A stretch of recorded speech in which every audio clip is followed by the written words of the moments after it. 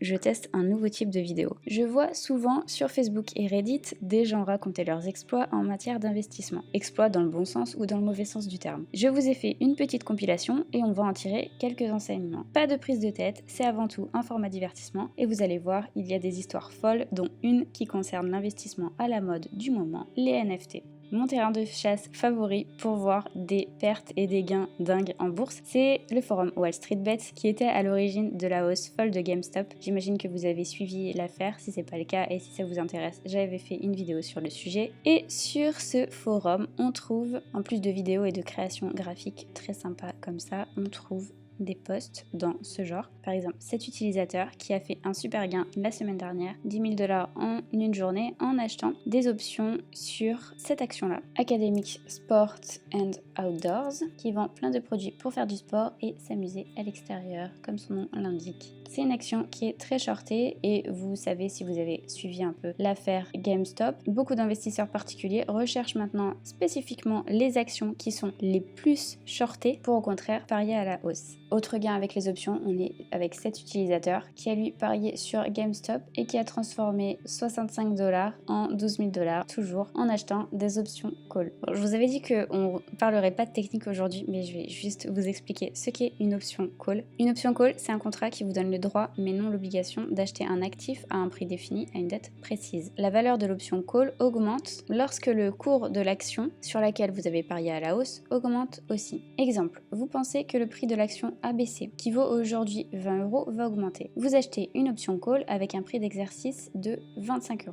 Pour acheter cette option call, vous allez devoir verser ce qu'on appelle une prime. Elle s'élève à 1 € par action, donc vous allez verser votre prime, sachant que chaque contrat d'option call équivaut à 100 actions. Vous allez devoir verser donc 1 € par action, ce qui donne une prime totale de 100 €. Ce contrat call, je le disais, va vous donner le droit d'acheter dans le futur les actions ABC à un prix de 25 €. Mettons que votre contrat expire le 15 avril. Le 15 avril, vous allez regarder le cours de l'action, admettons qu'il soit à 30 €. Vous allez alors avoir le droit d'exercer votre option et d'acheter les actions de l'entreprise ABC au prix de 25 € par action. Vous pouvez ensuite les revendre tout de suite sur le marché et encaisser un gain de 5 € par action, la différence entre 25 €, votre prix d'exercice, et la valeur, le cours réel de l'action sur le marché au 15 avril. Et je le rappelle, comme votre contrat portait sur 100 actions, vous allez pouvoir acheter 100 actions de ABC au prix de 25 € et revendre ces 100 actions à 30 € chacune, soit un gain total de 500 €. Vous enlevez de tout ça la prime initiale que vous avez versée de 100 €, votre gain total réel net en fait est de 400 €. Si à l'inverse, le marché a évolué contre vous, c'est-à-dire au 15 avril, l'action ABC ne vaut toujours que 20 par exemple, vous laissez votre option expirer et vous n'avez perdu que la prime de 100 €. Donc les options, ça vous permet de profiter de la future hausse d'une action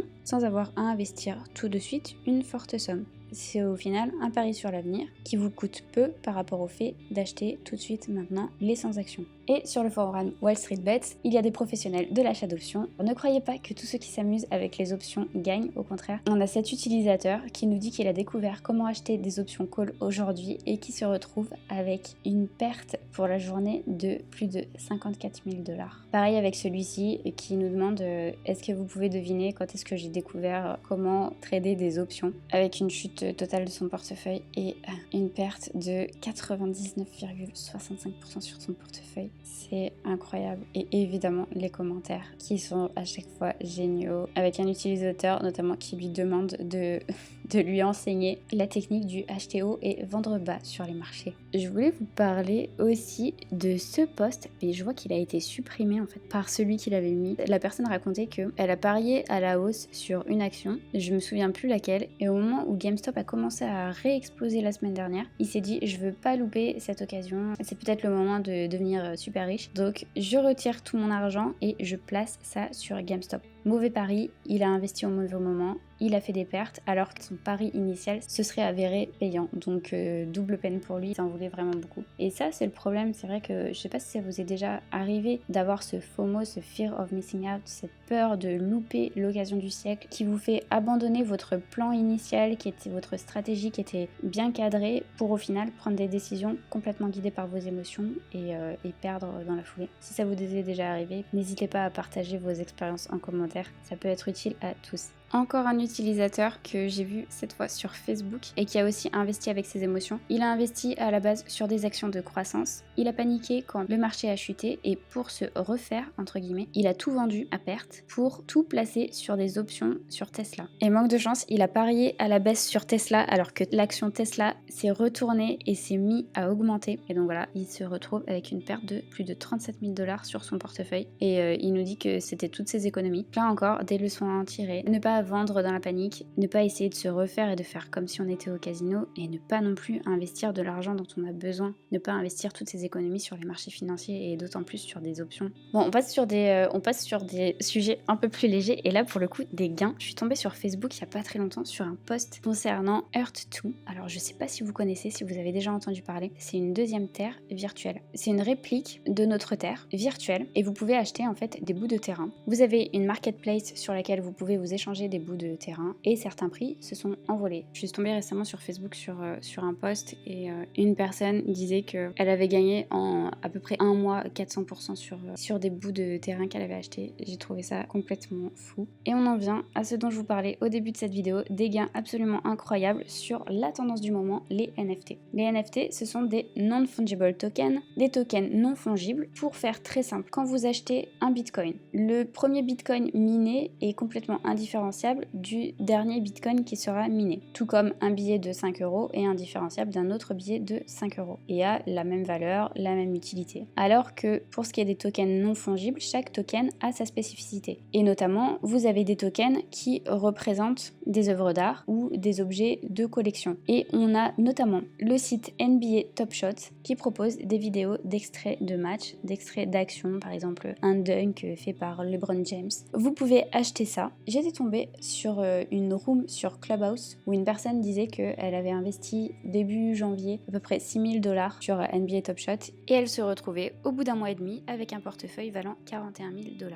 On a une des vidéos sur NBA Top Shot qui s'est vendue pour un record de 208 000 $. Depuis ce post-là, je crois que sa valeur a dépassé plus du million de dollars. Et je suis tombée aussi sur ce post sur Facebook où une personne expliquait qu'elle avait investi seulement 100 $ sur NBA Top Shot pour acheter 23 cartes virtuelles, cartes qui sont en fait des vidéos, comme je le disais, et qui valent maintenant 50 000 $. Pour le coup, la personne avait acheté ça il y a 9 mois, donc bon retour sur investissement. Et dans ce post-là, il se demandait si on n'était pas sur une bulle. Et dans les commentaires, on voit par exemple une personne qui dit que fin 2017, il y a une grosse tendance qui portait sur les crypto games, qui est un concept assez similaire aux NFT actuels. Et la personne en question se rappelle avoir acheté quelques crypto burritos. Alors je ne sais pas du tout en quoi ça consiste. Est-ce que c'était des burritos virtuels? En tout cas, il explique que le jeu était finalement le même, c'est que vous achetez ce que vous pensez être un actif et vous essayez de le revendre le double à la personne suivante. C'est comme il l'explique, une manière comme une autre de jouer, de parier, de miser, et pour lui, ces NFT n'ont aucune valeur intrinsèque. C'est à discuter, on pourrait dire la même chose de l'art et des œuvres d'art physiques. Le débat est ouvert. Si le sujet des NFT vous intéresse, 2 vidéos ont été récemment postées, l'une sur la chaîne de Asher et l'autre sur la chaîne de Marketing Mania. Je vous recommande fortement d'aller les voir, mais bien sûr après avoir terminé de regarder cette vidéo. Dites-moi en commentaire si c'est un sujet qui vous intéresse, les NFT, si vous vous êtes renseigné sur le sujet, si vous avez déjà investi peut-être, qu'est-ce que vous en pensez? Ça m'intéresse beaucoup. Et dites-moi aussi si une vidéo détaillée sur le sujet vous intéresserait. Comme vous voyez, ces posts-là, le post sur Earth 2 et sur les NFT, je les ai vus sur le groupe Trends. C'est un groupe Facebook qui est accessible uniquement si vous êtes abonné à la newsletter Trends, newsletter qui est payante, mais c'est vraiment la meilleure newsletter que je reçois personnellement dans ma boîte mail. Ils identifient des idées business, tendances qui risquent de décoller. C'est une newsletter qui est excellente pour ceux qui sont curieux, qui sont entrepreneurs, qui sont toujours à l'affût de nouvelles idées business. Je la conseille vraiment. Je vais vous mettre un lien affilié en description si ça vous intéresse. Et pour info, ils ont fait la semaine dernière un sujet sur les NFT en expliquant comment on peut surfer sur cette tendance, non pas en achetant des NFT, mais en créant un business autour. Comme on dit souvent, l'or de la ruée vers l'or, ce ne sont pas les chercheurs d'or qui se sont enrichis, mais ceux qui ont vendu les outils pour chercher. C'est tout pour cette sélection d'investissements plus ou moins à succès vus sur les réseaux sociaux. Dites-moi en commentaire ce que vous en avez pensé. La prochaine vidéo, on repartira sur un format un peu plus habituel et ça sortira, je l'espère, d'ici la fin de la semaine. Pour ne pas louper les prochains contenus, abonnez-vous et activez la cloche. On se retrouve très vite et en attendant, je vous laisse avec une autre vidéo. Ciao!